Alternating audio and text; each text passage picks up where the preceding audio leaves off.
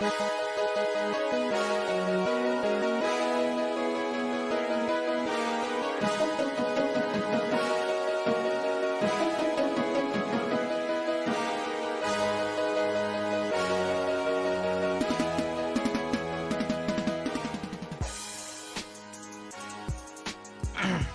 in to St0ner Sports Radio episode number 29. I am joined once again by the man, the myth, the legend himself, Zach Huffman. We are going to talk about the NBA playoff recap. We'll go over the 76ers Boston game that happened today. Go over some NFL draft news as well, and we will cover Ja Morant to go visit the St0ner Sports. Wow, I'm sounding St0ner Sportsbook, and we will go and we will do our locks of the week and so much more. Zach, how are we doing today? Very happy that I got to see an amazing performance tonight or earlier this afternoon from Jason Tatum. One of the best performances I've ever witnessed. No one will debate you on that. No one will debate you on that. He was just everything was hitting for him. I mean, he was shooting with three hands in his face and it was going down. I mean, and apparently he was telling people before the game that he was going for 50. So good for him. He said after the game, quote unquote, it was a movie. And you know what? I don't think anybody would disagree with that. Let's go ahead and talk about kind of the playoff picture and how we've gotten to the point where we've gotten today. We took a couple weeks off for you folks. I know that's been rough for y'all, but trust us, we had stuff going on, and it's it'll get better. Trust me, it'll get better.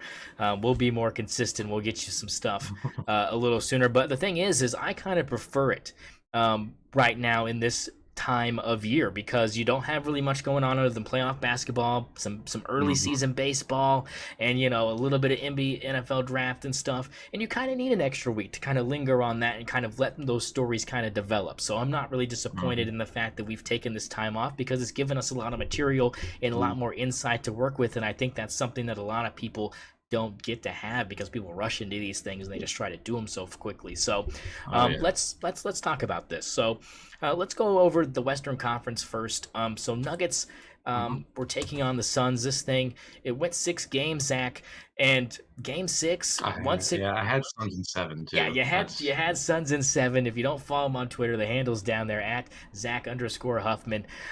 If you're listening via just audio only, it's at ZACH_HUFFMAN. So don't forget that. You can look and see what he predicted here a couple of weeks ago before all this went down. This thing went 6, Zach, wrong. Yeah, it didn't look too great. Let's be honest. I was 2-2 on it. Yeah, 2-2, not bad. Hey, 500. If you bat 500, you're a legend. Let's go ahead and leave it at that.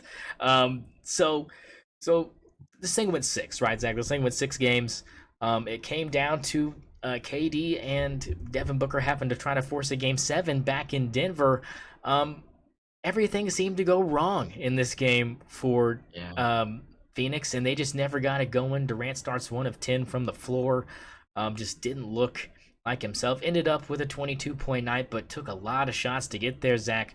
And in the end, you once again are looking at 2 years in a row where you get blown out by 30 by a team that's led by a European phenom.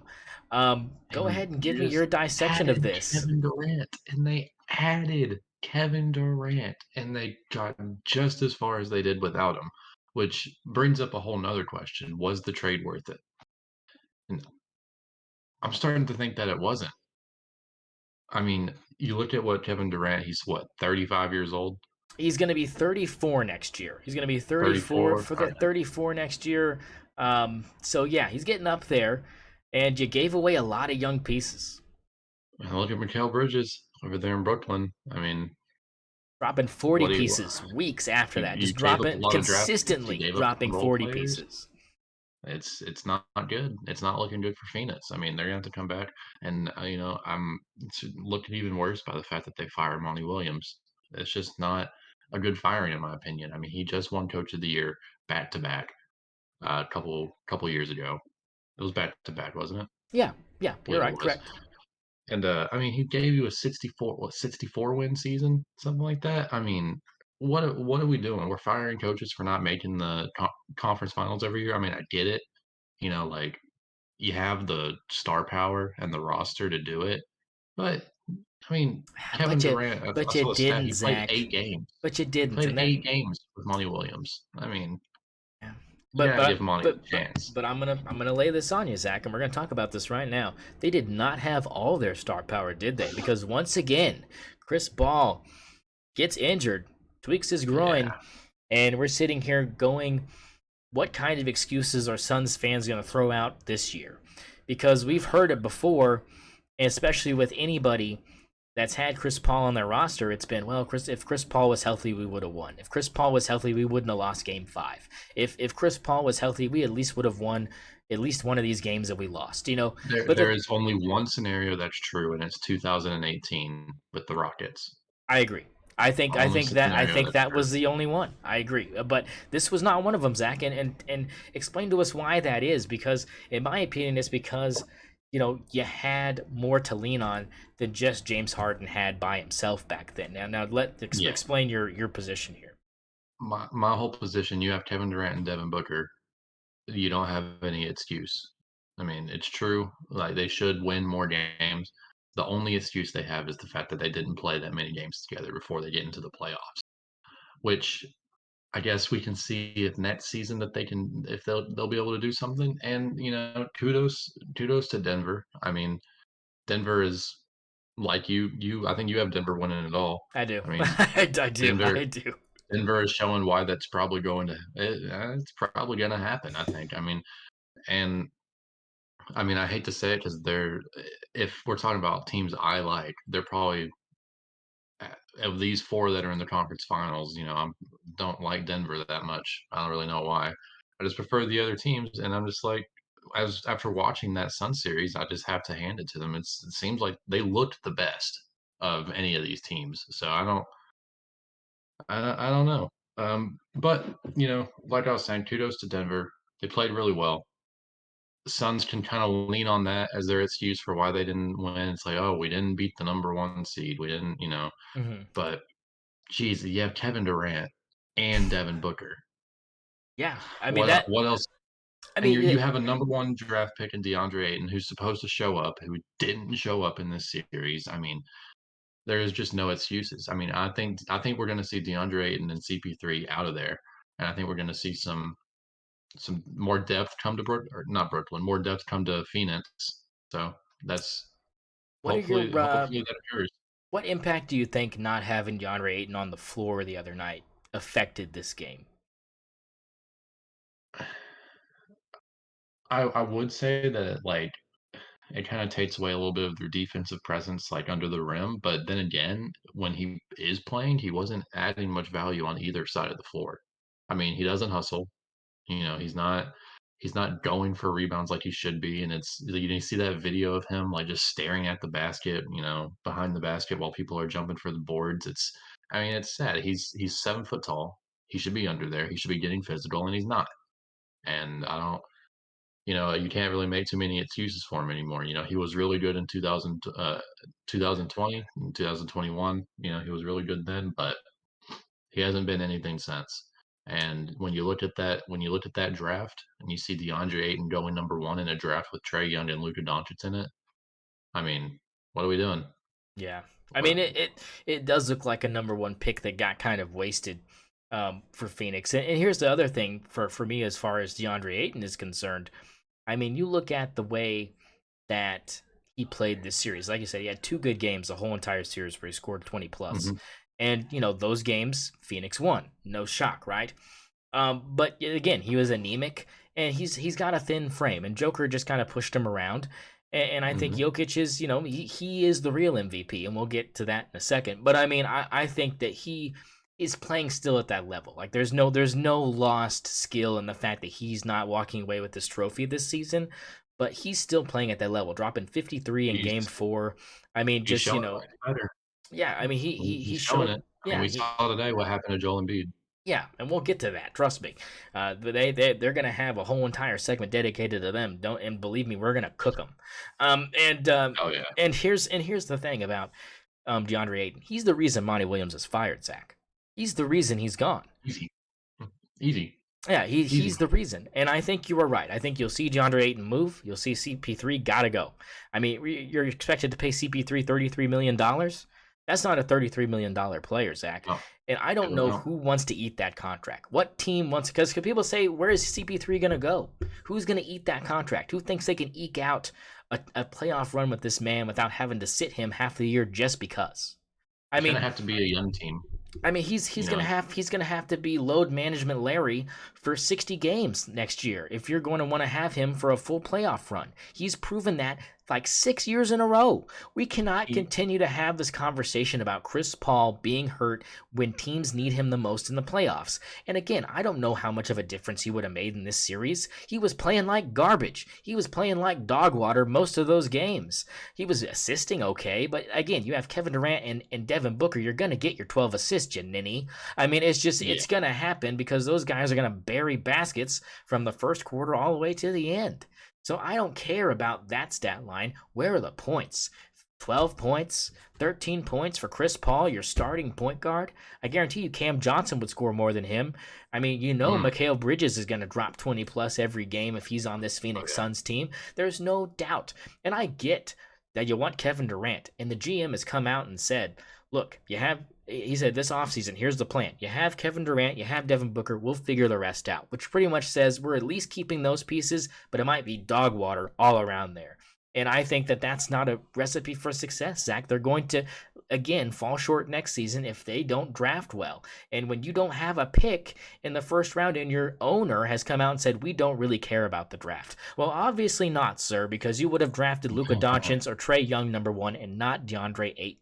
So we know that they hey, don't take see the this Thunder got a seriously. few picks from Phoenix. So Yeah, I mean, obvious. Yeah, yeah. OKC's probably got draft picks from 90% of the league, Zach. I think for the next 10 years, OKC has got somebody's pick for some team, for what they've built, here in Oklahoma City. But that's just my takeaway. I think that this was just a very shameful performance. It's pitiful to lose on your home floor by hmm 30 plus in a game that you need to win. And it's sad that the stars didn't show up. It's sad Devin Booker was it's ice cold. It's sad that Kevin Durant was cold as ice. And it's extremely impressive that Denver was hot, hot, hot. So hot that a yes, mistimed alley-oop that was tipped by Kevin Durant found its way into the basket for 2 at the end of the first half just to pile on. It just seemed like the basketball gods were like, and no to you, Phoenix Suns. No oh to yeah, you. and that's what Um, they get. That's what they get. that's what they get. That's Kevin what they Durant get. Kevin Durant has karma following him everywhere. Uh, I wanna talk about CP3 for just a okay, yeah, second. go ahead. Thinking I was just thinking about it. I mean, I think we're gonna see him traded, and we're gonna see a little bit of a maybe a last run from Chris Paul next season. I mean, Where? Where? Please tell me where and what are they what is the he's team gotta go gonna to a young team. I think he's gotta go somewhere really young, so I'm thinking you're Orlando? gonna see him in Orlando, you're gonna see him maybe go back to Houston. You might, OKC can't pay him, Oh. unfortunately. Mm. I wouldn't mind Yeah, CP3 being I there just for a little bit of leadership, good but locker room you presence, can't yeah. pay him. Uh, Detroit, um, other than Indiana? that, yeah, I mean Indiana, Tyrese yeah. Halliburton and him. I mean, I don't know. I mean, the Kings can't pay I him. mean, They got DeAndre Fox. They don't need CP3. yeah, other than that, I mean, maybe you could see him maybe go back to the Pelicans, but they gotta pay some people too. Yeah, they got It's Brandon Ingram tough. on that thing. Yeah, I mean, you're gonna see him on a team that's not gonna make the playoffs, so and I think Phoenix he's isn't gonna going to take get that Dick for him. They're opportunity. not going to get anything for him. They're going to get Oh, Dick for him. no. I mean, they're going to They're not get yet. they're going to They're get gonna people like T.J. McConnell. I mean that's kind of where you're looking at McConnell. You're looking at players that are like solid backups. Like you're going to look at maybe decent role players. I mean, you don't think Miami would think about giving up Gabe Vincent and Strauss for CP3? They might. I Yeah, mean, maybe give up a couple seconds. That's fuck the way Kyle Lowry's been playing. Just trade them. Just put Kyle Lowry on Phoenix and put CP3 on. He'd just swap them straight up. I mean, I don't think. I mean, I know Kyle Lowry's been hurt, but it's the same injury. They both have groin injuries, or is his a hammy? I don't know what it was, but it was a leg injury, both of them. I mean, Um, honestly, though, that'd be a fleece for Miami it would be maybe. or a fleece for Phoenix is Yeah, what I mean. Phoenix might, yeah. But the thing is I don't know if, I mean, and the way Miami's been playing, we'll touch on that in a second. Let's hop on over here to the second kind of semifinal here in the Western Conference, Warriors and Lakers. Right, this one went the full 7, or went 6. Didn't it went 6? Six. Lakers and Sorry, six is one it of the went ones I got 6. right. And Yeah. we didn't get a Clay Thompson 6 game. We got a Clay shoots 6% game. In Game 6, and again the Warriors get blown out by 20. These Game 6s in the Western Conference, neither of the teams that were supposed to show up showed up the way they needed to. And this one was kind of just evident from the start. Again, I mean, LeBron goes off for 30 this game. Looks like, not vintage LeBron, but maybe 2 or 3 years ago LeBron. I mean, Oh yeah. he's been in the league so long. I mean, vintage LeBron is like, hey, like you can't stop this thing.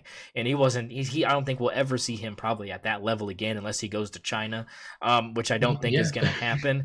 But I mean, I think. Can you imagine? He's throwing like 75 a night. We're over here like, yeah, like I love if seeing those if those Jimmer like can fake if Jimmer reports. Fredette can drop 70, I don't even want to know what LeBron James would do He's to a dropping team out 200 there. Yeah, in China. he's like holding up the Wilt Chamberlain paper. He's like, people are like, oh, greatest performance ever. Oh Uh, man, I love seeing those posts, like those fake reports that are I love like it. I Klay love it. Thompson just signed Yeah, 4-year, $280 million for Do long Shanghai. tigers. Do long time. Ni hao. Ni hao. Fucking Yeah. just Shaq standing up with that fucking sign. God, that fucking meme gets me every time. Yeah, I mean but Oh this yeah. was one of those games, right? It just nothing was falling for the Warriors. They couldn't get the 3 ball going. I mean, you had one good game from DiVincenzo, and it happened to be the one where nobody else pitched in. I mean, I just hate that for him because he's such a good player as far as like his work ethic and just kind of what he brings to a team. Like, again, you're not going to start DiVincenzo on any team here in the league, but to leave Milwaukee after winning a championship to come to Golden State, no one was like, oh, he pulled a Kevin Durant. Like, it's Dante DiVincenzo, dude. Like, it's not that big of a deal. Like, I mean, you're missing Oh maybe no, the 9 points league's off in the trouble. bench. Yeah. Like you're missing 9 points off the bench. You can fill it somewhere. There's a G League player somewhere that's waiting. Um, But you know what? The Warriors, they played well, but you know what? They deserve it.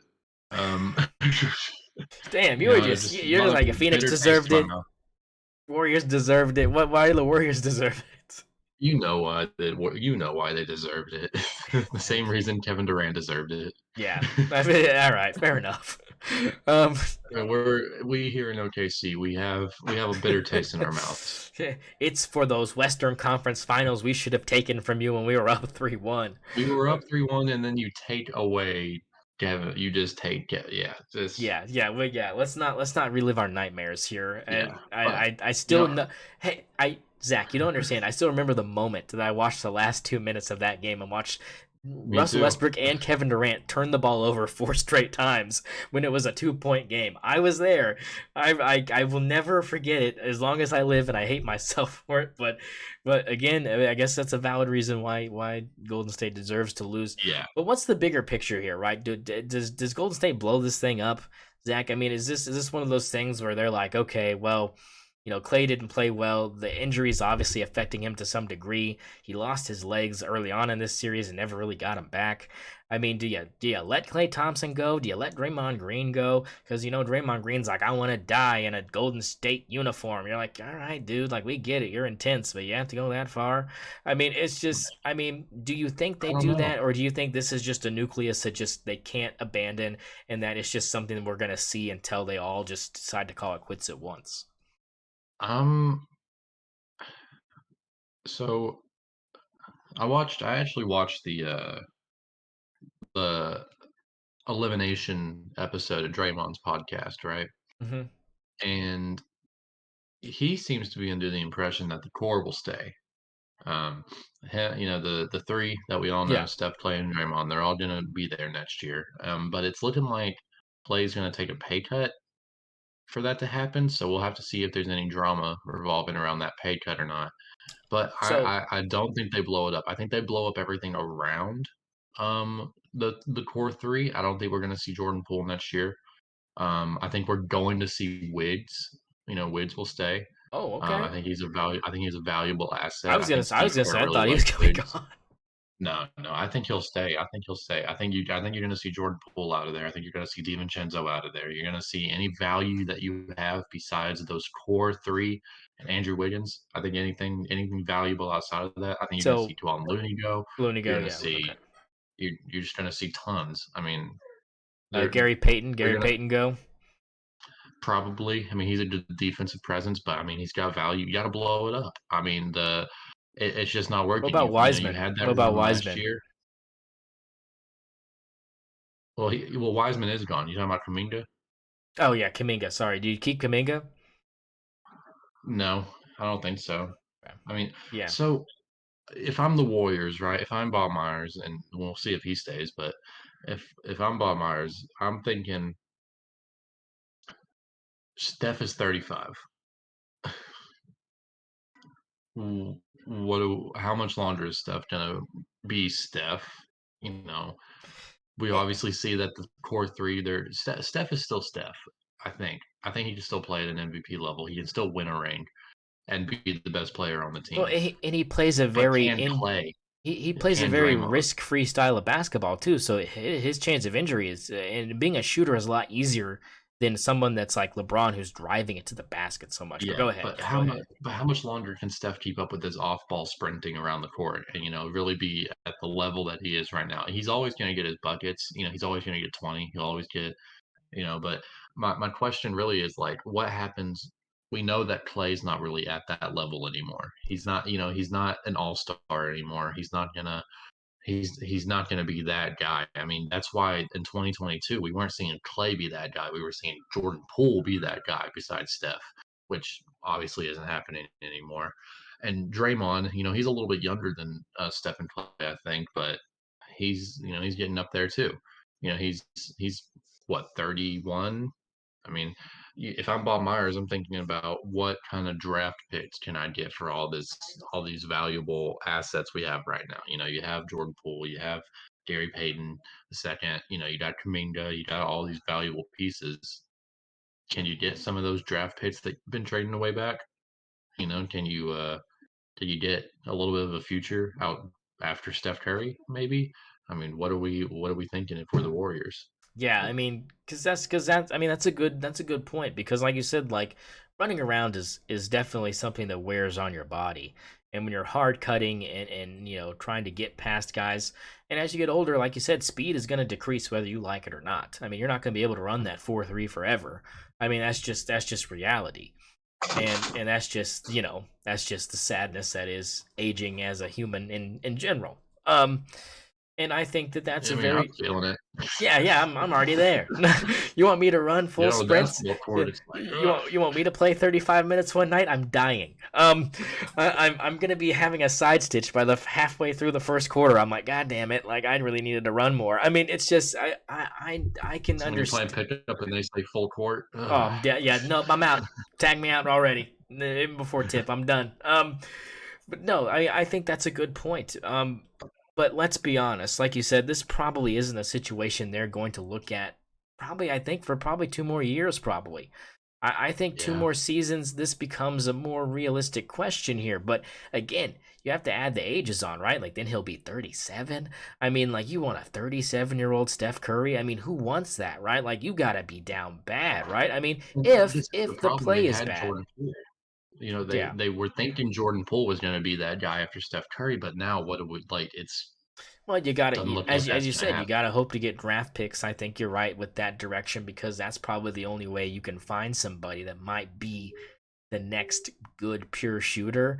I mean, some kid's gonna come along. Even if it's like a JJ Redick type guy, right? Like if you can get him heated up, I mean, he's hard to stop too. Even though he didn't really translate as well as he could have Yeah. in the NBA, I mean, if you can bring college style JJ Redick to the NBA, which is kind of what Steph Curry did. It was like watching JJ Redick in college, but boom, it's the next level. And this guy played at fucking Davidson, like no one ever saw him on TV. But if we had, we probably would be used to this and be like, oh, we're not surprised. But no one was really exposed to that. No surprise, because how many Davidson games are televised even in North Carolina? Probably not very many. You're probably listening to radio, if anything, if you're trying to listen to a Davidson Bobcats game.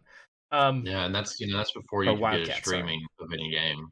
Yeah, I mean So this was way before that. So I mean we're talking about someone that's going to be in the league for 20 plus years, trying to go somewhere and be what I would think at that point would be a guy off the bench that would be your scoring for your second unit and maybe be that leader. Now, if he's still dropping 30 a night and doesn't look like he's got that much wear on him at 37, then you might look at him as one of those guys that might play until he's 40 like LeBron, just because he'll be able to.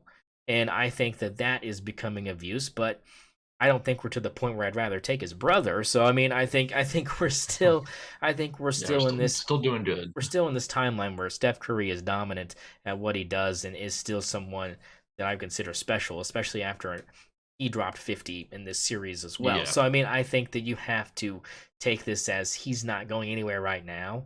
But this is a question I think 2 years down the line you have to ask. But this season, do they get rid of anybody? Probably. I think even if Clay takes this pay cut, it might be a smart move for Bob Myers, like you said, if he stays to try to make some moves here early on. Because I think if Jordan Poole has another bad year next year, his value is going to plummet terribly, and you're not going to be able to get Dick for him. And I think yeah, right now, you got to trade because him right right now now. you can use the excuse of, well, he was just off. Like it just, if you look at his season as a whole, it wasn't that bad, which is true. But now if he continues like this, yeah, you ain't gonna get anything for him, and you're gonna be lucky if he gets you a fifth, fourth round draft pick, maybe 2/3. I mean, you're looking at almost nothing. And I think that right now he's got the most value. So I think if you ship him and Wiggins, I mean, I know that Wiggins wants to stay, but I think if you ship him, Wiggins, and Peyton, and maybe Looney as well here in the offseason, you might be able to get something pretty substantial. But if they Yeah, wait until that point and that crossroads, like you brought up, where it's like it's time to make a change here, I think the value will be too low where it's just pointless to even try, and you're going to be looking at a lottery team for the next 3 years in the Bay Area as they lose 60 games a year. I mean, am I watch them wrong? draft Bronny. Yeah. They're gonna draft Bronny. And then Oh bring no, 40-year-old LeBron James out there to the Bay Area. 44-year-old LeBron, 38-year-old Steph. That's probably a championship. It could be. I mean, well, that's the thing is like it could be. You want to ship out Klay Thompson and Wiggins and get rid of Draymond. Probably you could make that happen. I think the Lakers might take that. Yeah, Especially when LeBron would want to go wherever Bronny's at.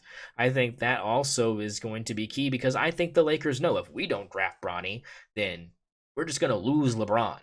I think that's literally the truth. But I mean, yeah, I think it's a yeah, good point to bring up, and I think that in the way this series went, the Lakers, the 7 seed, another play-in team that's looking at a conference finals. It's how about these impressive. low seeds? Yeah, it's I mean, impressive. It's impressive, but it just yeah, it speaks to the depth of this league, and I think that yeah, that's a big thing. Is because people take the NBA as, oh, it used to be so lopsided. The East was just so inferior. I remember growing up, and it was just like the All Star game was just the West just LeBron, LeBron, dragging their LeBron, nuts across the East. And then when LeBron got there, the games were closer, but the West was still dominant. You still had Kobe. You still had these guys that were putting in buckets, Yeah, and then not until recently has it changed because the format has changed to this playground style pick 'em, pick whoever, it doesn't matter hmm what conference you're in type shit, which I don't really enjoy. But I mean, I yeah. think I that kind of wanted to go back. yeah, I think that I think they had a point with, oh, this is lame because the East loses all the time. No, the East needs to get effing better players. Like quit. Like I mean, no one wants to live out there. It's If you cold.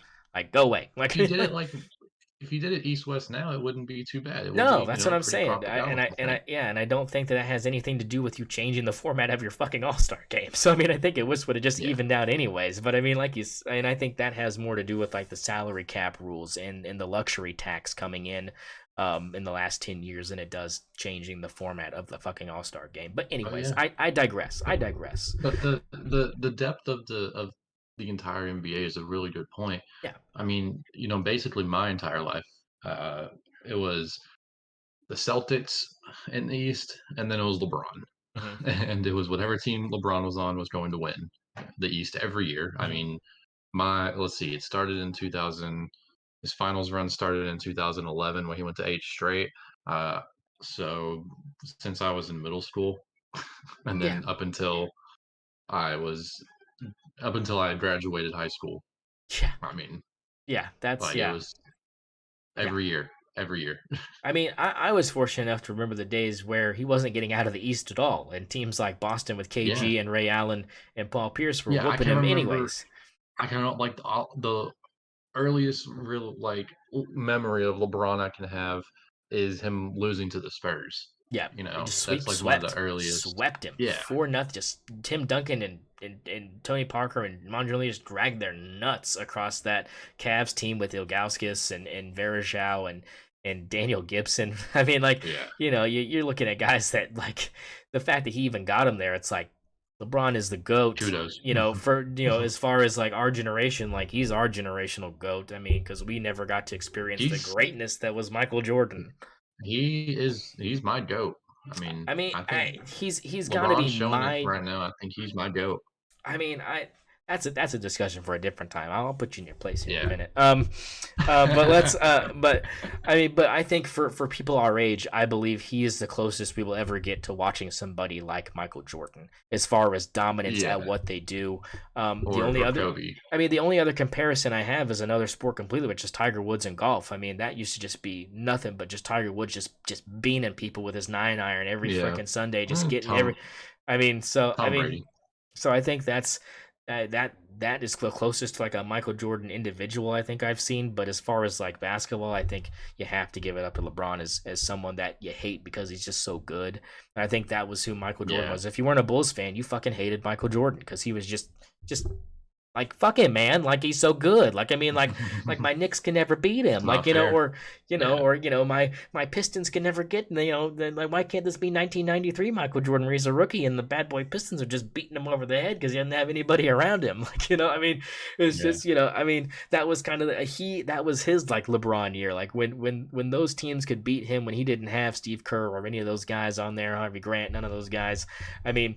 No Dennis Rodman, no Pippen yet. I mean, that was like LeBron with the Cavs early on when he was dragging them to some relevancy. It's very comparable, which is scary, but also very impressive. Yeah. But let's hop over to the East here. Let's talk about this real quick before we get into some of this other NBA stuff. So the Eastern Conference kind of panned out kind of the way we kind of thought it would. After this is obviously after the Milwaukee series. It's already been done by the last time we had been on here, so we knew that it was going to be Heat against a very good and very formidable team. Oh, sorry. In you know, you know, who did they play? I don't even remember. The Knicks. The Knicks, that's right. Yeah, that's right. Yeah. It's because it's the Knicks. I just don't care because it's the Knicks. But we kind of thought that the Knicks might blow this because it's the fucking Knicks, and that's kind of my point. Is it just we didn't really? I really thought the Heat would just. I didn't think they'd cruise, and they didn't. But I thought that they would win this series. I think 6 games was very appropriate for this series. Jimmy Butler showed up when he was needed. Yeah, I mean, yeah, you had Heat in 5. I mean, it went 6. I mean, that's not too bad of a miss there, and you got kind of unlucky with the fact Jalen Brunson showed up to play one game. But it's just and he showed up to drop to drop 41 in Game 6. But where the hell was Julius Randle? And that's kind of been the thing is everyone wants to have the Knicks trade Julius Randle, and I think they're in a situation right now with that. I think Golden State is as far as like he's got the most value now. Get rid of him now. Get rid of him. Yeah, and go get Dame. Yeah, go get Dame. I mean that's what they want up there in New York is Damian Lillard, and I don't blame them. Go get Cat. Yeah, KAT. Boogie Cousins is Yeah, still out there if you want Boogie Cousins. he's in Uh, Taiwan balling now. yeah, but Yeah. he says he's ready to come back. So, And go get him. Yeah, fuck so it. I mean that Trade could. trade Julius to Taiwan. Yeah, let's trade Julius to Taiwan. Dropping 80. Just over here. Like, oh. Yeah. Oh. I mean, yeah, fulfilling your contract. But yeah, Yeah. I think we kind of knew that Knicks weren't gonna make the conference finals as much as Knicks fans wanted them to. I thought it was good that they won a playoff series. I think that was kind of me and you kind of agreed that was probably the highlight of their season was beating the Yeah. beating the team they should have beaten, moving on. It's good for the Knicks. I Yeah, mean, like it's they've been pretty yeah, bad for a good for the long culture. time. It's Yeah, nice to see them yeah. kind of win a couple games. I kind of want to echo, kind of compare to what like Steve Kerr said about the Warriors. I think this Knicks team really maxed out. Hmm. I think that this wasn't a championship roster. We all knew that. We Yeah. we all know this probably wasn't a conference finals No, roster. no, no, no. And even though Miami is the eighth seed, we all knew that they were the better team, and we all knew that they had the more playoff pedigree. We just knew Yeah. that the Knicks weren't going to Hmm. be a team that was going to really pose a huge threat. Eastern Conference Finals, that would be like exceeding all Expectations. Yeah, yeah. expectations. So good for the Knicks. 6 games to a team that I think is couldn't make the finals. I mean, Yeah, yeah, they have this Eastern Conference Finals is going to be so good. yeah. It is going to Let's be so yeah. good. So let's dip in since we can kind of just skim over this Knicks Heat series because I think we both kind of realized where that road was kind of gonna lead us. Yeah, the Let's Knicks just played terrible yeah, most of the time. yeah. Let's just give it a good season for the Knicks. Give it up, Yeah, Knicks did what give they it up. needed to do. And I think that like you said, I think they were maxed out, like Steve Kerr said. And I think the lights. I don't think the lights got too bright. I just think they're just not the. Hey, buddy, you're not that guy. I mean, Yeah, I think they're you not just that don't have guy. that team on Yeah, paper. You just don't yeah, have the roster, and it's exactly. okay. You did well. Yeah, R.J. Barrett disappeared. Julius Randle disappeared You multiple you games. got Jalen Brunson. Yep. Let's move on with him. Let's get rid of Yeah. Julius Randle. You got a good future. Do Good you for you. leave R.J. Barrett? Do you leave R.J. Barrett on this roster, or do you try to trade him too? Trade him. He's got the Okay. value Yep. right now. Yeah. Get rid of him. Get a The couple stock is picks. high. Let's Um, let's let's get rid of him. because Yeah. because that's the thing is again, recency bias makes you think that trading R.J. Barrett now would be a terrible decision. But as again, season as a whole here, this is the time. If you're going to make a move here for Damian Lillard, or you're going to make a move for Cat, where you want to bring in Boogie Cousins from Taiwan, you want to replace Julius Randle with someone that's not going to be that much of a cliff dive. I think Hmm. this could be your chance. I mean, don't bring in Rudy Gobert. You can't pay him. He's asking for too much money. Yeah. But Oh I yeah. mean, I think that they have a real shot here, and again, I mean, if you just want to trade him for draft picks, I think that's a fine move. But Knicks fans don't want that. They want to still be able to be competitive because you're giving them this, right? And I think this is kind of a difficult situation for the Knicks because hypothetically, Yeah. it's like this is good, but at the same time, like this would be the time to move forward. But if we move forward, we're They're definitely getting gonna used to be it. yeah, you're definitely going to be a first round out if you probably get rid of Randall for draft picks as well as RJ Barrett and try to hope to build young around Jalen Brunson. I think that's a route that you could go if you want to go tank city, but I don't think the Knicks are wanting that anymore. They've already tried that, and by trying that, I mean they didn't Mhm. try it; it just happened, and they just kind of landed into these positions where they draft these decent young guys and they build them up to decency, but they never pan out the way that the pick number is supposed to pan out. And I think that that's a lot of James Dolan's fault. I mean, fuck James Dolan. I mean, Fuck James Dolan. I think that that's a lot of it, but at the same time, I think you're looking at again a Knicks team where the value now is here, but the fan base doesn't want you to get rid of all the good players because like who the fuck's gonna come in and help us? They But and well, the fans have gotten here's such a my good thought. taste. Listen to this scenario. You trade Julius Randle, you trade RJ Barrett, and you throw in maybe 2 draft picks and you bring Kyrie Irving into the Garden and you give it all to Dallas. I mean, here's why. And here's why. Hear me out. That's a good idea. Luka Doncic is way better with Julius Randle around him and RJ Barrett than Kyrie Irving. We know that because Kyrie Irving is a ball dominant guard. If you have Kyrie and Jalen on the floor at the same time, it's not going to be as bad because both of those are again ball dominant guards. And think about this. You would also be building around them for the future, and if Brunson wants out, let him go. Build around Kyrie. I'm fine with that. Let Brunson go. If Kyrie wants to go, continue to build around Brunson and enjoy the extra salary cap room you have. Or if they have a good year together, you can use Kyrie as a bargaining chip the year after. But that will give you enough talent to get you maybe past the first round again. If you can consistently give your fans something to root for in the postseason while still maintaining a point of relevancy, which that would definitely give you, then you're looking at the ideal situation for the New York Knicks being right now. I agree, and what with New York, they're always going to be relevant because it's New York and they're such a big market team. But these fans, they've gotten a taste of the playoffs the last couple of years, and they get an exciting series against the Hawks. They get to have their beef with Trae Young, and then this year, they win a playoff series, and then they get to take the Heat to six. It's an exciting postseason for the Knicks fans that they haven't had in a long time. Basically since like Carmelo. Yeah. So it's good for them. It's going to be fun in New York. It's going to be. I think they're going to be a playoff team for years to come. I think we might see one season. If they do trade away everyone, we might see one season where they're bad. But I think they're going to be a. You're going to see them be a top 6, 7 seed for the next 5 years at least. I think. I I think you're going to have a lot of exciting basketball happening in New York pretty soon. Yeah, I think you're correct. I think that if it goes that way, then yeah, if it goes that direction, I don't see where you're wrong there. But bottom line is we knew the Heat were going to get past this series, and they are in the Eastern Conference Finals as an 8 seed, and they're going to be playing the Boston Celtics. So let's talk about this series. I'm ready to dive into it, brother. So this thing went 7 games. Philadelphia 76ers and NBA MVP Joel Embiid going against Jason Tatum, Jaylen Brown, and the Fun Bunch from up there in Boston, Massachusetts. This thing came down to 7 games because the 76ers let it happen.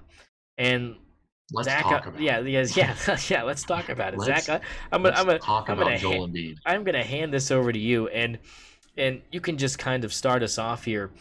So Game 6 did not go the way the 76ers wanted it to go, which was the Boston Celtics winning and forcing a Game 7.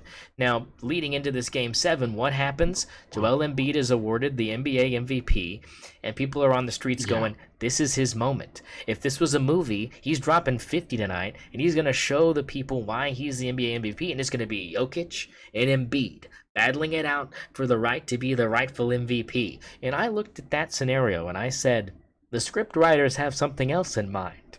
Zach, would you like to enlighten us? But so I want to revise something you said. Okay. The Sixers, the Celtics didn't just win. The Sixers gift wrapped Game 6 and Game 7 and just handed it to Jason Tatum. And now I'm talking about the fourth quarter of Game 6 first. Oh, What are you please. Yes, doing? please go. Please Oh go. my Please go. God. Please get into You this. you hold. So I'm watching this game. I'm thinking, no way Philadelphia is losing this game. Jason Tatum shooting like 3 for Oh, 19 at this terrible. point. I'm like, oh, we're in. Sixers. I'm thinking Sixers and 6. I made it. I'm right. And here we go. An implosion, a complete implosion. Just all lack of defense, lack of effort, just complete disintegration of the coaching, of adjustments. I mean, Game 6, fourth quarter, you let Jason Tatum go off for what was it, 16 points? Oh my God, it was so bad. And Well, then, here let me kind of get specific here. So, when I'm watching this game, I'm looking at this game with the Celtics being down, right? They're down by 1. It's 81 mhm, to 80. And I'm over here going, "Okay, there's only 3 minutes left. I mean, low scoring affair, nobody's shooting well. Definitely not Jason Tatum. And what does this brother do?" I'm sorry, Celtics were up 1. Sorry, but I was like, what does this guy do? It's 81-80. Celtics are up. This dude hits back-to-back threes after only scoring 2 points. from the Yeah. floor up into that point. He had hit one shot, Zach, from the floor up into that point, and he hits back-to-back threes to give them an 87-80 lead. And I looked over at Caprice, who was at the host table, and I said, "This game's over." I said, "This game's done." I said that 7-point lead felt like 17. Now go ahead. Yeah. It's over. I mean, it was a fantastic performance in the fourth quarter. I mean, what you can't ask for Jason Tatum. Just he showed up when he needed to show up, and he made sure that they didn't go home in six. And you could see that he was on a mission in Game 7. Yeah. Oh my God, Yeah, so let's what a talk. performance! 51 and 13. Let's talk about Game 7. So coming into Game 7 again, Joel Embiid hands the trophy. Congratulations, everybody! Clap for Joel Embiid, MVP, fantastic season, yada yada, right? We march into the TD Garden. We know this place is going to be litty as shit, right? We just know this place is going to be lit up. And this game did not start out terrible. This game Oh, it was a fantastic first half. was pretty back and forth. The first half ends as a 3-point game. You know, I It mean, looked like the Sixers were going to run away with it at one point. You know, yeah, they were up by at like one point 12 or 13, and it I looked like, remember looking yeah, up and going, "Boy, this isn't looking good." Jaylen Brown 2 of 7 to start, just not yeah. good. For him because he's usually the guy that gets them off and going. I think it was 55 to 52 at the end of the Yes, first half. I yes, mean, correct. it was a good first half. I was thinking that whole time. You know, I'm watching the first half. I'm like, this is a really good game, and this is going to come down to the wire. And oh my God, did it not? Yeah. So what proceeded to happen after that, folks, was just an absolute, just devastating blow It was a from the 21 and Celtics. 3 run. It was And like yeah, the one I saw. so let's just go for the whole quarter, Zach. You want to know the whole quarter stats? How It about a was like 30? 10 points. How about a 33-10 run? How's that for you? 33-10. You scored 10 points in the third quarter. In a 10, playoff game 7. In a 10. game 7 They playoff hit game quarter. They hit 7 threes in the third quarter, the Celtics did. They took a They were. 21-point lead in the third quarter and never And looked back. And the thing was is the 76ers won the fourth quarter, folks. They won the fourth quarter and they won the first quarter, and they lost the second and third by a combined score of But you gotta remember, 55 or 65 to 33. I mean, and basically this. What is so surprising is in the fourth quarter, like you said, you know, like the Sixers didn't play that bad in the fourth quarter, but what a game and what a third quarter. I mean, you have so it's 55 to 58 is this point I'm thinking about because I remember the Sixers having 55 for a very Okay. long time. Yeah, They had yeah. over Oh, it six. was It a was long a six time. minute scoring drought. It was a 6 minute scoring drought until Tyrese Maxey hits a little floater and you know gets some buckets going for the Sixers. And this whole time, right? So you have it's a tie game, 55-55. Jason Tatum's hitting back to back threes. I'm pretty sure, and it's a 7 point lead, and it felt like 40. You know, Jason Tatum, this is the highlight when they go up by 10, I believe, when Jason Tatum hits a three. There's the video that's going around where he's pointing at the floor, he's like, this is my shit. Yeah. And when he did that, the game was over. I mean, it felt like it was a 40-point deficit. The Sixers were demoralized. You could see it in Doc Rivers' face. He knew what was happening. I mean, they blew a 3-1 lead. And they did. And the bigger story here is this, and I'm gonna break this down in the simplest of terms here for y'all. After the game, Joel Embiid says, "Me and James Harden can't win by ourselves." That was his quote, right? And I'm sitting here You're going, supposed to, I'm sitting here going, bruh, you and James Harden bruh. combined for 24 points. You had 15. James Harden had 9, and the You leading let Al scorer Horford outplay you. yeah, in the leading score for the 76ers, guess who? Tobias Harris. And I with 19, brother. I mean, in a game 7 Ridiculous. for your future, if you are Joel Embiid, for your legacy, and you The drop the only biggest, it, fattest turd in the third quarter. And not even just the third quarter. You played a crap game the whole entire time. And to put everybody, mhm, throw everybody under the bus except for you and James Harden, who played like trash, played like complete trash. fucking garbo He that whole he game. is showing himself to be one of the he's soft. I don't know how else to put it. Like he's just not willing to take accountability. And I'm gonna bring up that stat that we were talking about. He's the he's the only MVP to not make the conference finals. He's the only one that has ever won the MVP award that hasn't made a conference finals. Embarrassing. He's 30. He's 30. He's been in the league long enough. Where is this? Where is the Joel Embiid that we're supposed to be seeing winning rings? He's Yeah, got some winning accolades rings. now. He's got his Winning MVP, and rings. it's like he's not even close. He's No. 30. He hasn't even gotten close. He I hasn't even been within striking distance. I and mean, you know what? Here's he gonna here. CP3 got to the finals before Ooh, before Joel ooh, Embiid did. I ooh, mean, it like it's burns. just not gonna happen. Oh, getting Like, and it's cooked. can Joel Embiid be the guy on a championship team? I mean, he just won the MVP, but can he be the guy on a championship team? Like, does he need someone like Steph Curry to pass him the ball? Does he need someone to take the like the the heavy loads for a team? Like, does he need Kevin Durant? Like, what he Oh, got James Harden, he and it's he like got he it seemed got like the all. best game the Sixers plays was when James Harden was going for 45. I mean, that's what do you do if you're the Sixers? You just trusted the process, and the Oh, process has failed you. oh. Like, like what are we I, gonna do? I mean, that's just kind of the culmination of it. You painted such a good picture, Zach. And here's why, is because you're right. The best game that they played was without Joel Embiid on the floor. It was a road Yeah, game, and they beat Boston on the road without him. Did they need him? I don't even know. I mean, and here's the thing: is I don't. And like you said, he's soft, right? This is a poor excuse. You can't sit here and go, "Me and James need help," when you didn't help your team out today. You failed your team. You didn't show mhm. up. This is game 7, brother. I mean, I'm gonna say this, and Long history of this. I've never been Long happier. history. I've never been happier to have Kawhi Leonard's shot about 7 times on that rim and beat the 76ers than I am today. Yeah, Because, you could think about that series. The Sixers were the better team, and that shouldn't have happened. They shouldn't have had that game. They shouldn't have had that series go to 7. They were the better team than those Raptors. They were. yeah, And it's just Joel Embiid choking like he does every year in the playoffs. it's embarrassing because we know how good he can be. I mean, that's the Mhm. thing, is we know the upside. We've seen it. And the Yeah. fact that you can't count on that is disappointing to me. You know who you can count on even when it's not going well? The Joker. You know why? Because he's one of the best passers we've ever seen, no matter if he's a big man or not. He's He doesn't he's one need of to the best score. centers we've ever seen. Yeah, he doesn't need to score 30 a game because he could have 30 assists in one game.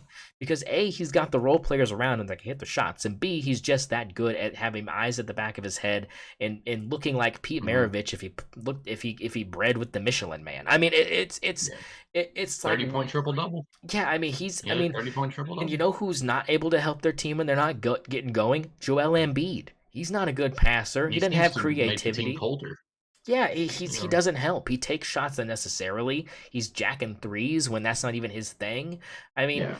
and James Harden, we've known he's not a playoff player for like 40 years, it feels like. I mean, we know Yeah. what James Harden is in the playoffs. You'll get maybe 2 good games a series, and the rest of the time you'll be wondering why the hell he's 1 for 15 and Mhm. 0 for 9 from three. You're like, what's going on with James Harden? I'm like, it's just the fact that I don't think he cares anymore. I hate to say that about a player because you're Went to still Vegas. you're still in the top 0.1% of players or people allowed to play this game at this Yeah, high of a but level. But he you're pulled a you're Dennis Rodman. I mean, come on. yeah, I mean, he cares more about chicken wings than strip clubs, man. I mean, I Yeah. mean, after that 45-point night, where was James Harden? In the club, brother, in the In club. the club. I mean, Yeah. and not taking care of himself, not getting in the hydra, whatever hydra chamber or whatever, freezing himself, and getting a cold bath or stretching or getting a good night's rest. None of that shit, man. Well, at least he's in Cancun now, so Yeah, I mean, he can do whatever he wants now. I mean, but we know that's who he is. So I think that Joel yeah. Embiid thinking that that's what he needed is a mistake in itself. I think. I think if you wanted to, and I don't think this would be a bad idea, just trade CP3 for James Harden straight up. There you go, James. Go to Phoenix. Team up with KD again. Hop off the Maybe it's maybe not too hop bad. off the fucking bench. I wouldn't start that dude if you paid me, man. I think the best thing that James Harden ever was a sixth man. He won an award for it here in Oklahoma City. And what did he do Yeah, after that? He said, "I want to be the guy." How's that worked out for you? Didn't have been to the not too finals well. since. Hasn't worked out for you since. Yeah, Maybe coming off the hasn't bench done. was, I don't know, maybe kind of your fucking thing. I mean, it's so beneficial for teams to have a guy that can come off the bench and give you 25 plus. I mean, that's what he was when he was here. He was the guy that when Kevin Durant and Russell Westbrook needed a blow, second unit was out there, and it was a James Harden time. He's dropping 18, and boom, now we're back in it. Kevin Durant's cooking again. I mean, Mhm. it was a great thing that they had there, and to be I mean, I wouldn't say selfish, but it's hard to turn down $56 million. I mean, that's a big number. But when you know the OKC offered you 53 and you said, fuck you, I'm going to Houston. I mean, that's when I kind of realized this dude doesn't want to win. If this dude wanted to win, he Yeah, would have taken 53 mil and came off our bench, and we would have been back-to-back finals probably against that Heat team. Probably would have got railroaded again, but I think we would have been there again, or at least had a yeah. shot to be. And I think And that who knows? as You and get another shot there with a more experienced team. Who knows what happens? I mean, exactly, and we'll never know. And that'll be a 30 for 30 that I will not want to watch when it comes out because I will be literally probably ripping my cock off. I mean, I yeah, don't, I don't, because of just the fact that like he's won an MVP. KD has won an MVP. Russ. And Russ has won an MVP. I mean, and the fact that they never could get it done. Yeah, Well, then the story would have been 2016 great. what Yeah, hurts the, me, the, the but story would have been great, right? You have the Hornets come in, Hurricane Katrina, here comes this team into this community after Seattle has it stolen from them, in a dramatic fashion, and then you build this yeah, thing up to win a title only like 10 years into its thing. I mean, what a story that would have been. And they you were in the just finals in their 4th year as a yeah, franchise. for and like, something just boom, you know what I'm saying? And that's the thing is if he wanted that picture, if he wanted that opportunity, he would have stayed. And Yeah, once he left, I kind of knew that was what was going to happen. And when you got CP3 and they couldn't do it, I was like, he's just not that guy. He just can't perform in the playoffs. And I mean, that was his thing in OKC as well. But I mean, it's like you could kind of brunt it a little more when you had Westbrook and KD to lean back on. But it's kind of hard to do when like he's your fucking team. And oh yeah, I think that is kind of where the 76ers find themselves again, is with this James Harden guy that, yeah, he can drop 45 when Joel Embiid's not on the floor, but when he's on the floor, it's like he feels obligated to distribute more, and that's just not his thing. And if you're not going to let James Harden cook for 4 quarters and just shoot whatever the fuck he wants, I mean, you're probably not going to win a lot of games, and B, you're probably going to, lose games anyways, even when he drops 45 because he's got nobody else around him putting in any baskets because they're not getting shots up. I mean, it just, oh yeah, but it was enough to beat the Celtics, at least once this series. And I think that says more about Joel Embiid than it does about James Harden, because we know what James Harden is capable of. We were hoping to get a kind of an expose on what Joel Embiid is going to be and could be as a staple of an NBA yeah, center in this league, and we got disappointed again. yeah. You know,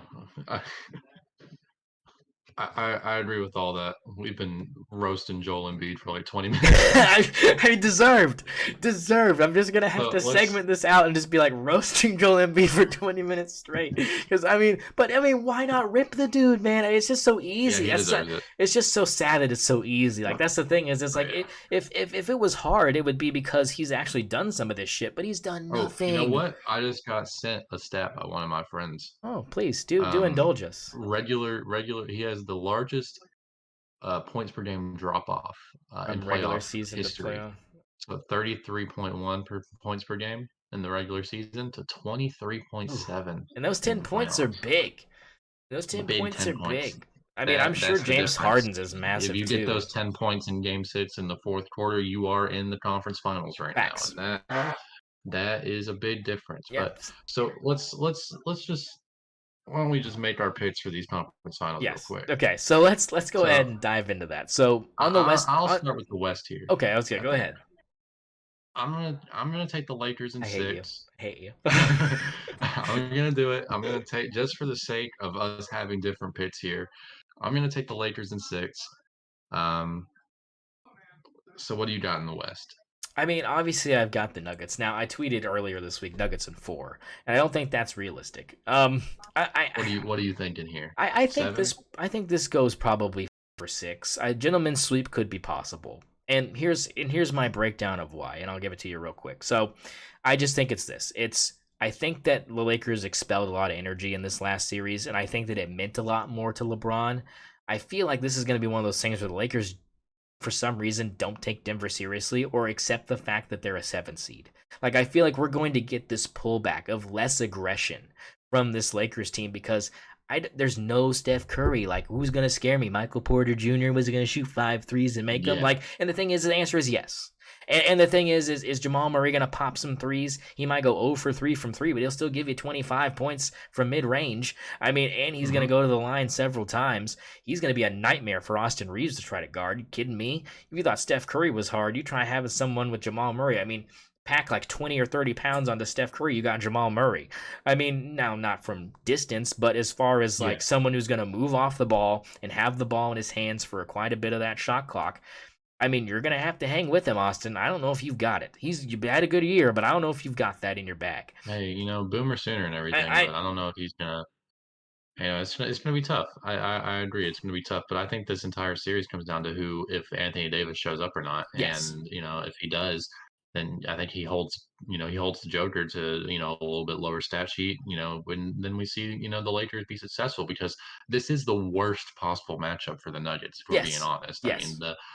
you have the really big, the long Lakers. I mean, it'll be tough. It's Yeah. gonna be And, tough. and and it's and Um, it does depend on if Anthony Davis shows up because we didn't really touch on the fact that he's been disappearo so many games.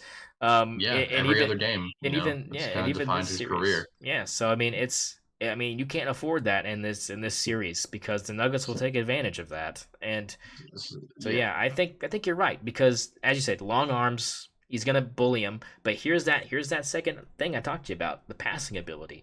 If the role yeah, players are just hit or if the role players are hitting shots, it doesn't matter. If the role players show up for the Nuggets, it won't matter because he'll have automatic buckets on the outside that he can hit. But the same goes with the Lakers. If Hachimura is playing well, if you have D'Angelo Russell playing to the best of his ability, and you have Vanderbilt give you some good minutes, and God forbid if Lonnie Walker shows up again, I'm going to throw up.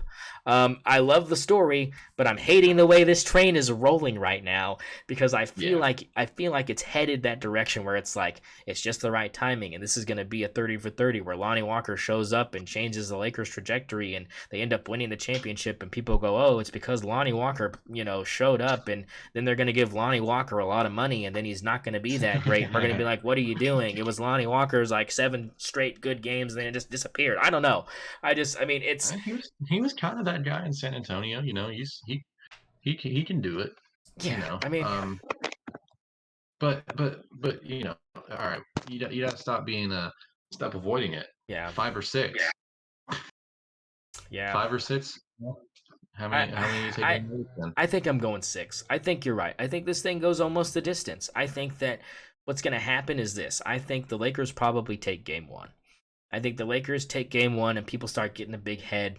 And I think Denver probably rips off 2 straight, right? You win one in LA, you win the last one at home. You come back, you lose another one on the road in LA for game 5. Or sorry, game 4. And then you show up for games 5 and 6. You win one at home and then you finally win one on the road again. I think that's what's going to Jokic is happen. one of those players that will close it out. Yes. He's a He's not closer. gonna shy away. He will close it out if he has that opportunity. So I think the only way that the Lakers can win this is by not giving him the opportunity to close it out. You got to hold him to 2 games. Don't let him get to that third one, or he's gonna show up. Um, so how about in the East here? I'll start us This off one's here. exciting for me. Yeah, I'll start this one off so we got Heat and Celtics, and I think this is a very good matchup. First off, I'll say this is a pretty good one. I think it really comes down to can the Heat continue to have that second guy show up and help Jimmy Butler? It's been Strauss at times, it's been Adebayo at times, it's been Vincent Martin. at times, it's been Martin at times. I mean, it's been all of these guys at least once, right? So my theory is this: is I'm taking Boston in 5, and the reason I'm taking Boston in 5 is this: they've got bigger depth. I think the depth is really going to get to the Heat. Eric Spoelstra, I don't think there's any argument about the greatness of his coaching ability, considering what Hmm. he's done this season and what he has done for this franchise in his whole entire coaching career. I think we can tip our hats to Eric Spoelstra and say you are definitely one of the greatest coaches that we'll probably see in this league for some time to come, because you have One of the made, best playoff coaches of all yeah, time. you've made something out of not nothing, but about, with less talent, and made it up with hard work, hustle plays, and guys that just want a chance to get on the floor. And He's proven that he's more than just the Heatles. You know, exactly. he's proven that he can do more than that.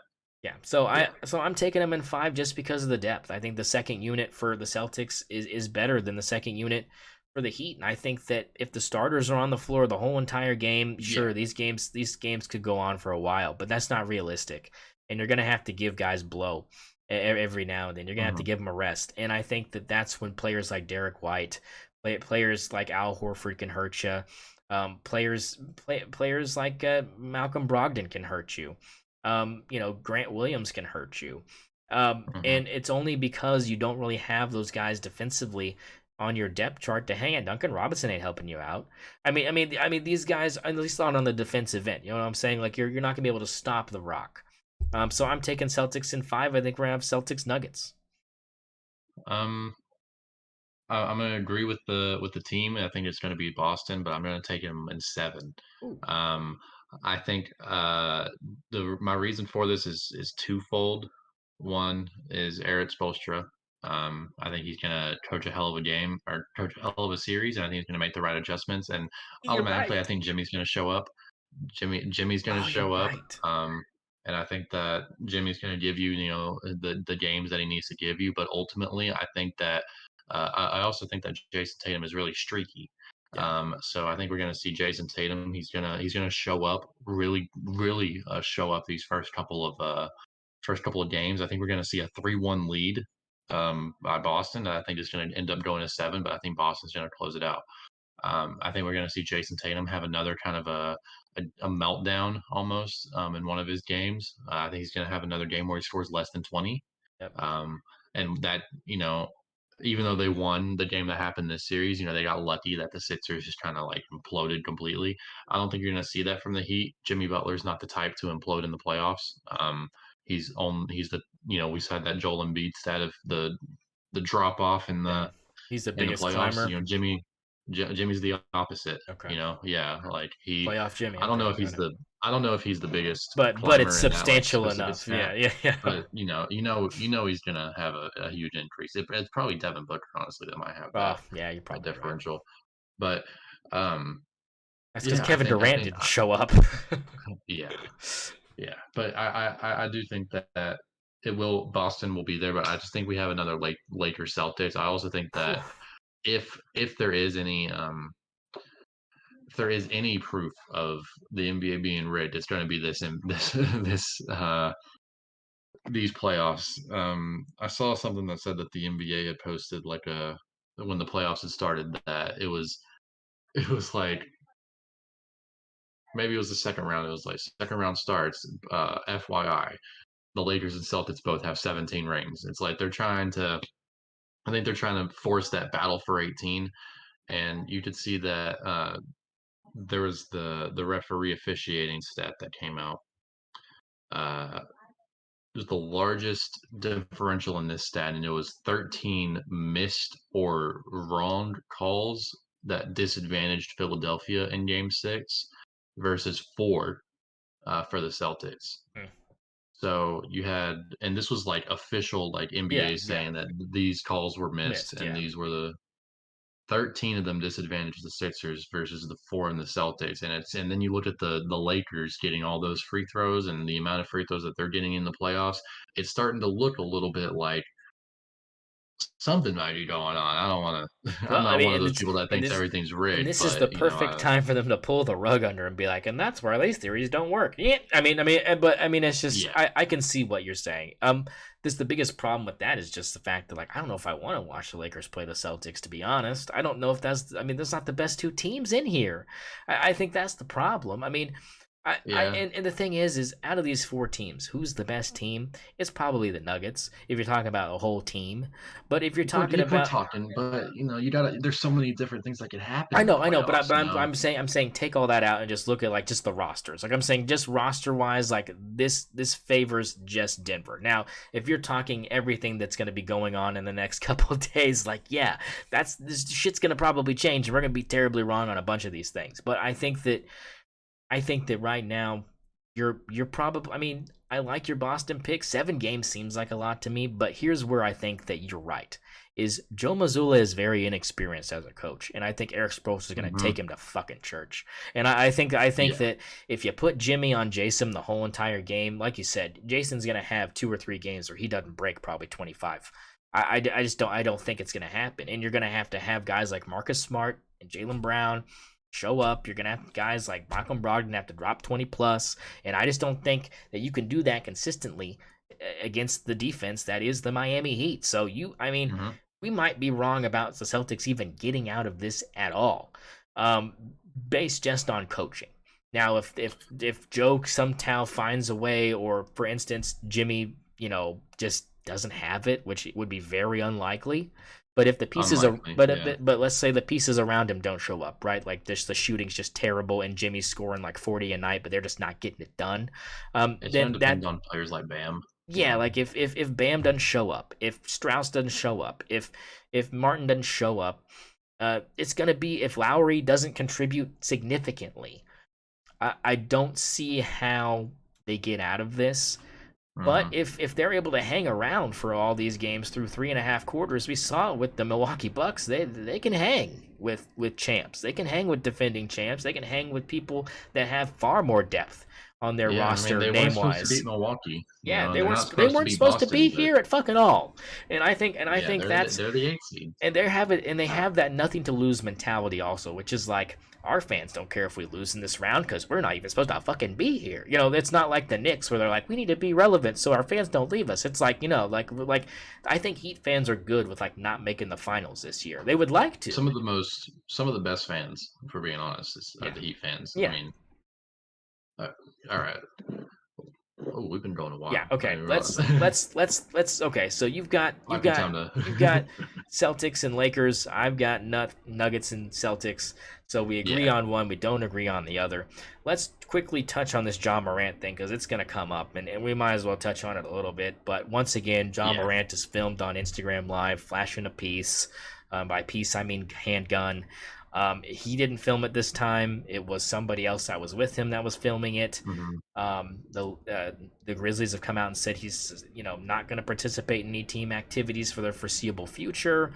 The league Until is the NBA hands down the league their is thing. investigating the video to make sure it's not a deep fake made by AI, and once that's confirmed, they'll probably take action with that. And considering he's already talked to the league and promised it won't happen again, I promise I'll try to fix it. Um, yeah, Zach's gotta Zach's gotta do it the other way so they can actually actually there we go. Yeah, Zach thinks this is going to go 50 games. I think it might be at least half the season. Stephen A. Smith, who I don't really reputable source to an extent, says it's at least going to be double-digit games. That's as much as he knows at this Yeah. point. Go ahead and tell me what your thoughts minimum are. 20. Yeah, go ahead. So, What are your yeah. thoughts on the situation and everything surrounding it? And are we being too hard on this 23-year-old kid, or are we just like completely in the right, being like just fucking put the hammer If down? All right, here's my thing. So, he's 23, yeah, but he's also, he's in contention to be the next face of the league. So it's like you can't have that. You just, he has a right. He has his right to have a weapon. He didn't break the law, which is true. But you gotta realize he's waving it around like it's a toy, like it's an accessory, that it's like something that you just have to look cool, and that's kind of the reason that gun violence is the way it is. People just, they have they wave it around. They think that guns are an accessory and something cool, and it's something that the league can't necessarily endorse. Is it against the law? No. Is it is it something that makes him a bad person? No. But it's it's something that, the NBA's like, we're not going to make him the face of the league. If it's the same reason people didn't like Allen Iverson. It's because he wasn't willing to, kind of mold his personality a little bit to be more like the and, face of the league that and the that's why NBA I fell in wants. love with him, unfortunately.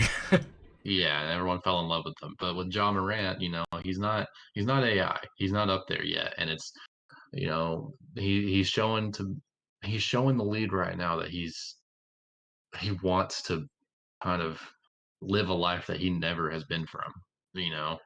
And it's like he's trying to make it seem like it's a cool life to live, and that's just not something that is, it's just not something you can show, in a lead that kids watch, that, kids are over here doing the gritty all the time because of Ja Morant. Like, you can't have it.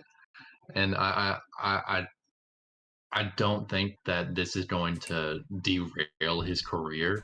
He's going to have a fine career. He's a great player, and I think he's going to learn from it. But it's like he made promises last time.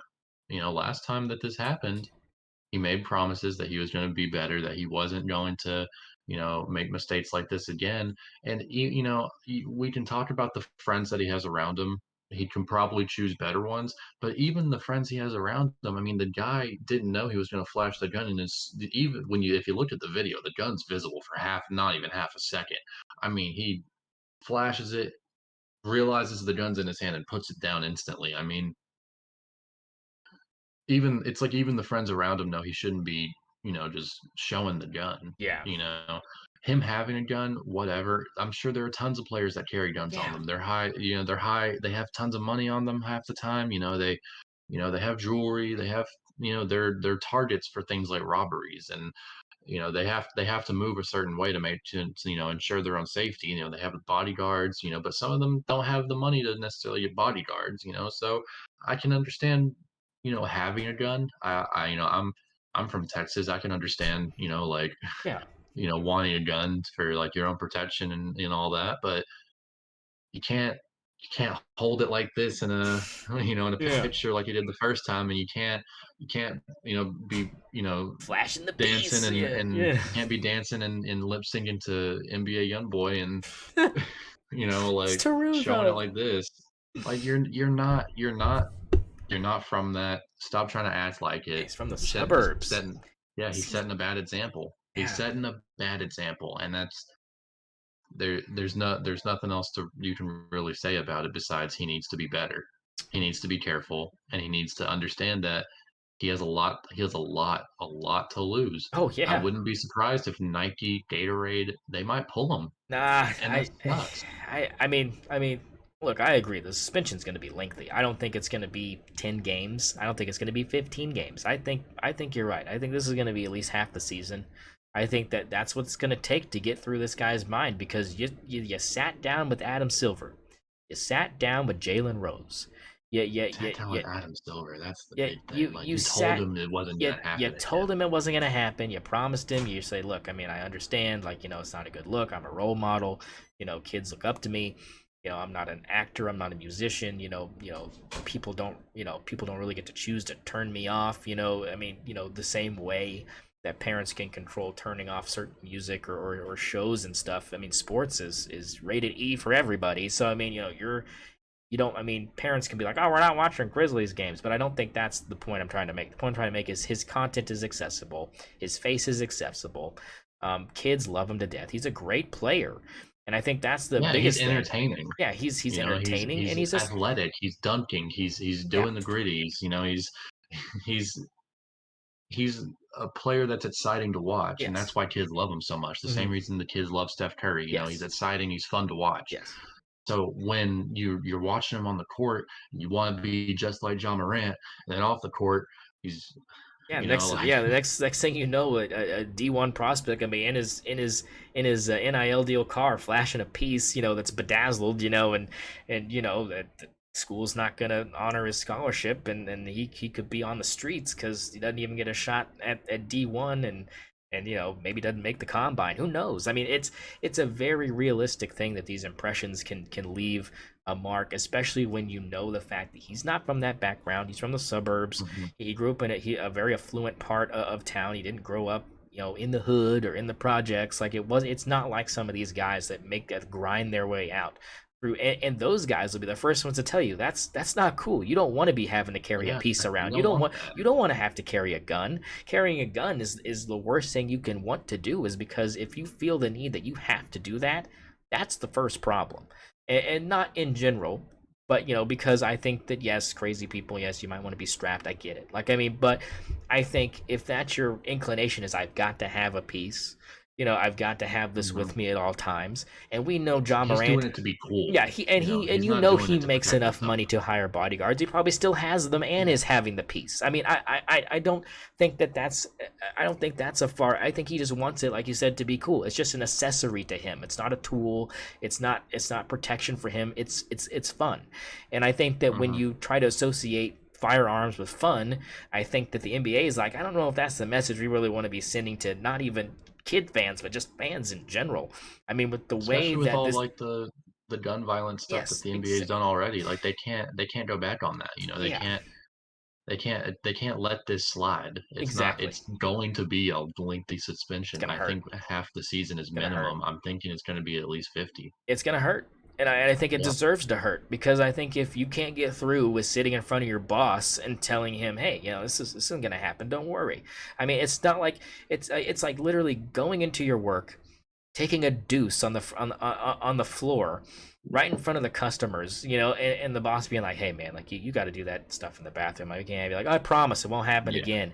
And like literally like the next day you come in and you just drop a fat one right in front of somebody. I mean, and then you're like, "Well, we got to fire you." I mean, but this is a different situation, because they're not going to fire John Morant for this, Yeah. but they are going to do the second best thing, which is suspend him. And I think it should be without pay. I think if 600 grand doesn't change your mind, because that was the fine the first time, was, or the loss of revenue was 600 grand for him. If that's not enough for you to be like, "Yeah, I'll take this seriously," then fuck you, have fun not getting paid for half the year. I think that that's something that could be realistic for him, and obviously that doesn't include like sponsorship stuffs or anything, so he's still gonna Mhm. get money from that.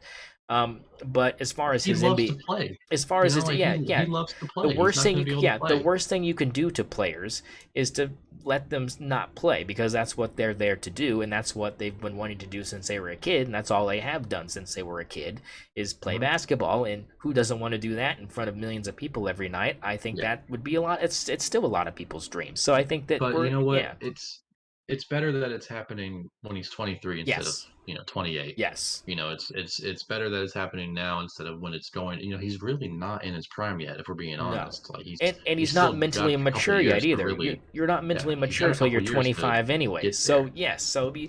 exactly. This is like grounding a teenager after doing Mhm. something again. Like, you got caught smoking weed, parents don't like it, they ground you for a week. Next week, and you're out with your friends, you come home high. Your parents are like, "Well, there you go, for 6 months you're not leaving the house." I mean, and I Yeah. guarantee you're gonna think about it the next time you try to do something with your friends, and and then down the road you're gonna be like, "Man, maybe that was a good thing that I didn't do it for 6 months, Mhm. whatever, I mean, whatever it was." I mean, so it's like, and that's kind of, I think, the approach. So yeah, I think that's kind of covers that. I think it's going to be unfortunate. I think it's going to be a lengthy one, and I think people will debate whether or not the length is too extensive. But when you're talking about a situation with this type of player and the potential they have to be the face of this league, you've got to make sure you straighten them out, or it's just going to be downhill from here. And I just don't see that benefiting anybody in this scenario. And I don't think Ja Morant's that dumb, especially when Draymond Green on his podcast said that he's one of the most intelligent basketball players he's ever met, which I don't know if that means anything coming from Draymond Green. But I think that if you have somebody that's older than you, like Draymond Green is by a significant amount, when you're talking about a professional athlete complimenting you to that degree when you've only been in the league Yeah. 4 years, I think it says a lot. And I think that means that not only he can see that, and I think that that's going to also factor into it, because hey, it's one of those things where Adam Silver's going to reach his hand around and be like, "Look, bud, this is going to hurt for a long time, but it's going to be better for your future than me just slapping you on Yeah. the wrist twice in a row, because then I look like the pussy." You know what I mean? And I think Yeah. that's Like, it. Yeah. he can't do it. Like, Adam No. Silver can't let this No. go. Yeah. So Uh, that's kind of where I am yeah. on that.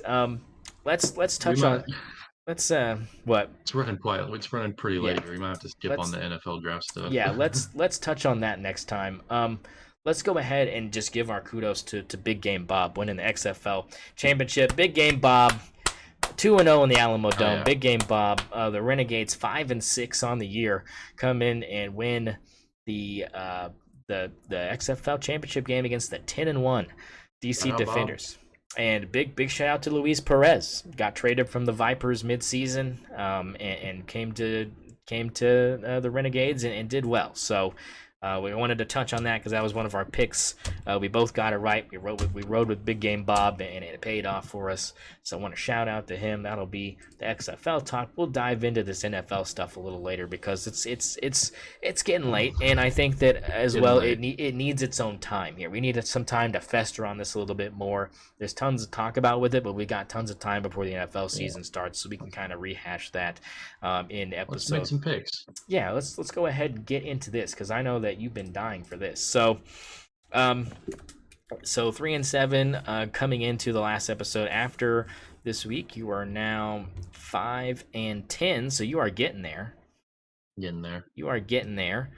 I go 3-2, so I'm now 67 and 51. There you go. So not terrible, but not great. Yeah, we had a slow start, but we're coming back. Yeah. So just a rehash for people who don't know the picks last time. Hawks plus 6.5 was your pick. That did not hit. I picked the under for that game. That didn't hit as either. So they kind of roasted me there. Lakers minus 4.5. We both took the Lakers in that Grizzlies game. They beat them by more than 4.5. We easily get that one done. On the Suns game, you took the Suns plus 2.5. They lost that game. I took Denver minus 2.5 and won that one. I think that was game 1, I believe, of that series. It ended up good for me there. Again, we both took the Renegades. They won. You took the Rangers. They lost to the Reds 5-1. That didn't work out for you very well. Yeah. I picked the Dodgers. They lost 8-1 to the Pittsburgh Pirates, so that didn't work out for me, even worse. So that's how that went. Locks of the week. You go 1-2. You had Suns and Hawks and Renegades as your picks. I go 3-0. I had Lakers, Renegades, and Denver as my picks. So that puts me at 36 and 34. That puts you at, what does that say? You got 3 and 6. So you're getting there. You're getting there. Progress is progress. So let's dive into this. So we're going to go with game 1s on both the Lakers, Nuggets, and Heat Celtics. Let's go Lakers, Nuggets. Nuggets a 5.5 point favorite in game 1 out there in Denver in the high altitude. Who we taking here?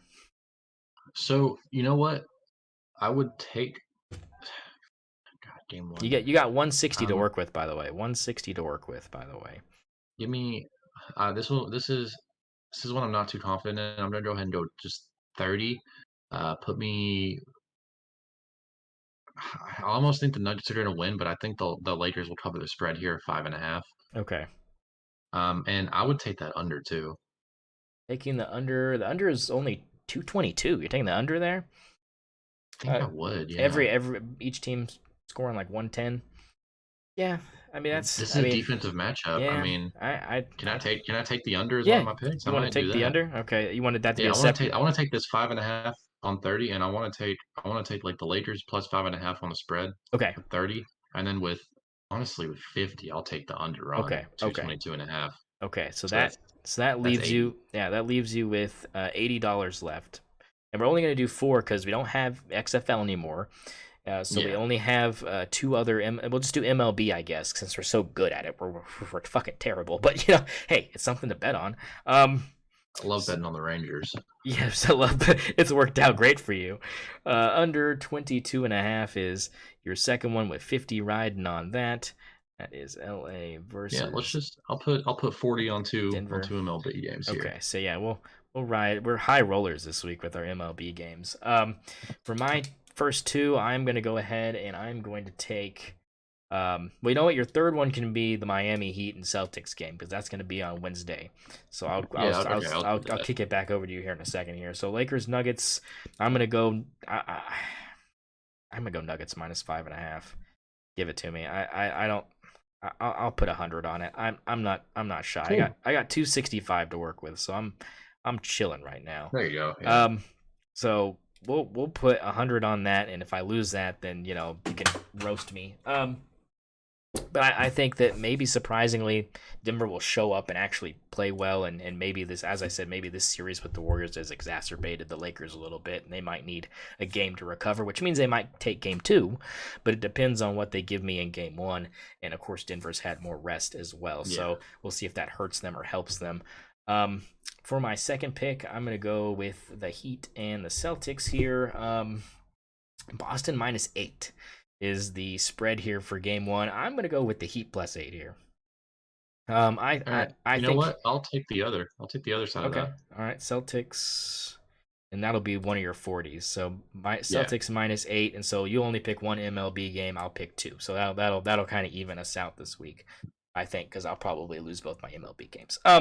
So the reason Yeah. I'm picking Heat +8 is frankly just because I think the same thing. I think the Celtics will be exhausted. I think that this kind of took a lot out of them going 7 games, and the Heat having less of a time with the Knicks kind of gives them that extra rest, and I think that probably benefits them a little bit more, and they might even take game 1.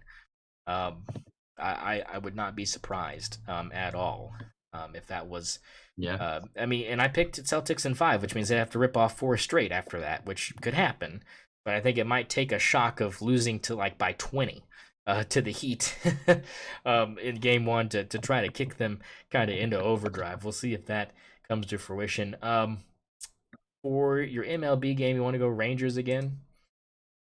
No, I'm actually gonna take. I want this first one here, or not the first one, the second one. I think I want. Oh no, it is the first one. Give me the Mets Oh, -1.5 okay, okay. on the run line. Mets minus one That and a just looks too half. good to me. I mean, the Nationals suck. Nationals Yeah, suck. if I'm, Right. Um. and if, I've been watching a little bit of baseball this year, Okay. See, and you're doing the more than Mets, me, brother. You're you're the doing Mets more than me. aren't much. The Mets aren't like too much better, but See, I do you follow? they're a much Do you better team follow? than the Nationals, I think. Do you follow Frank Fleming on Twitter? No. Okay, okay. So I follow Frank the Tank from Barstool Sports because he cracks me up, Hmm. and he's a huge Mets fan. And so I've just been seeing doomer posts from him all season, and he has They're literally like 20 and nothing, 21. nothing, They're like nothing, right there at nothing 500. positive to say about them, like at all.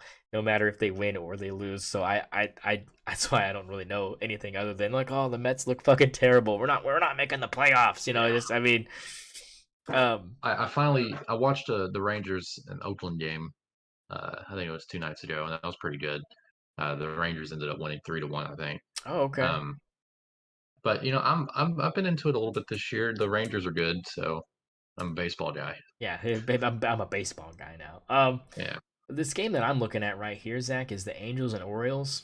You know, I was looking at that with one with too. with, with I would take the Otani on the Orioles. mound, that one and a I half for would the take the Angels. Orioles. You would I take the would take the Orioles. Orioles. All right, I'll listen to you. I'll take the Orioles plus. Well, let me tell you a little something. Okay, Let me. please. So the Angels are sitting at like 20 and 21 right now, Yeah. right? This line is a gimme, I think. So they're like sitting a little bit below 500. The Orioles are 26 and 14. They are Okay, so they're on a heater. their record is substantially better. They're on a heater. Okay. Well, okay. I'll trust you this time because I that's more than I know. And for my last pick, I'll continue to go with the Dodgers. They are the underdogs against the Twins by a run and a half. I will take the Dodgers plus the one and a half. This And man throw. loves taking the Dodgers. Yeah, gotta support the home team. um, um, um, but I think that's going to wrap up this one. Look, hey, we ran a little We gotta long, do our but locks.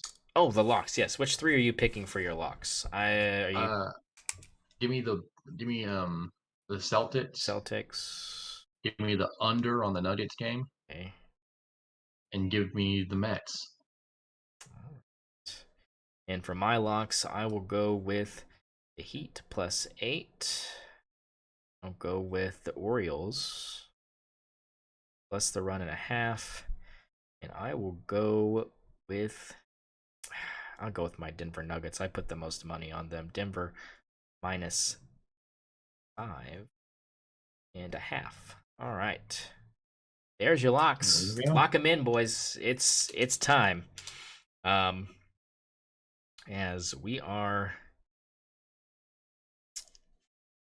Going to wrap this thing up. I gotta write this. So I'm 36 and 34 on my locks now. Hooray! 2 games over 500. I am terrible. With the hey, don't you're doing better than me right now. Hey, you don't have the experience yet. Okay, once you get in the groove, Zach, you're gonna feel invincible, and I'm gonna have a tough train to try to stop here. Okay, but I just want to thank Zach for spending the night with me. It's getting late here, but he took the time after driving for a long time to get home, so I appreciate that. Always a good time with you, Mr. Huffman. For Will the Thrill and St0ner Sports Radio, keep your sticks on the ice, and we will see you next time, brother.